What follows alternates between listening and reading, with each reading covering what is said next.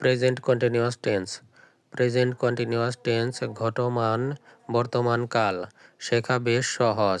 বর্তমানে কোনো কাজ এই মুহূর্তে চলছে বা ঘটছে বোঝালে আমরা এই টেন্স ব্যবহার করি।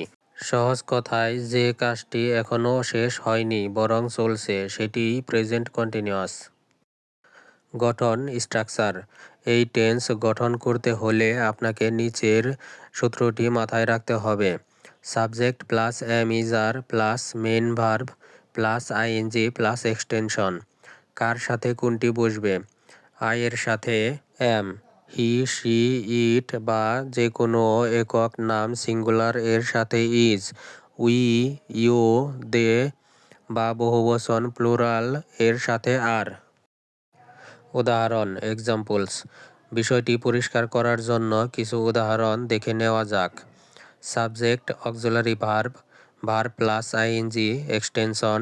বাংলা অর্থ: আই অ্যাম ইটিং রাইস, আমি ভাত খাচ্ছি। হি ইজ প্লেয়িং ফুটবল, সে ফুটবল খেলছে। They are watching a movie, তারা একটি সিনেমা দেখছে। ইট ইজ রেনিং নাও, এখন বৃষ্টি হচ্ছে। ব্যবহারের ক্ষেত্রে when to use.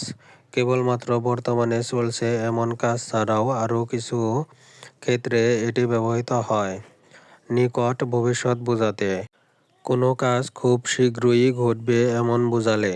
Example: I am going to Dhaka tomorrow, আমি আগামীকাল ঢাকা যাচ্ছি।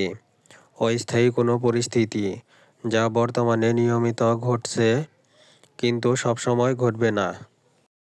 Example: I am staying at a hotel for a week, আমি এক সপ্তাহের জন্য একটি হোটেলে থাকছি।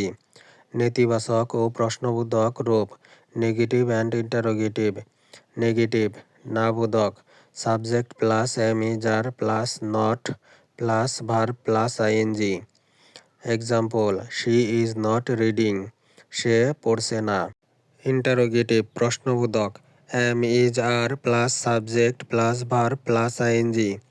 এক্সাম্পল: আর ইউ কামিং, তুমি কি আসছো? একটি বিশেষ সতর্কতা।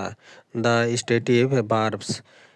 কিছু ভার্ব আছে যেগুলোর সাথে সাধারণত আইএনজি যোগ হয় না, যেমন love, like, know, understand, want. আমরা বলি না আই অ্যাম নোয়িং ইউ, আমরা বলি আই নো ইউ।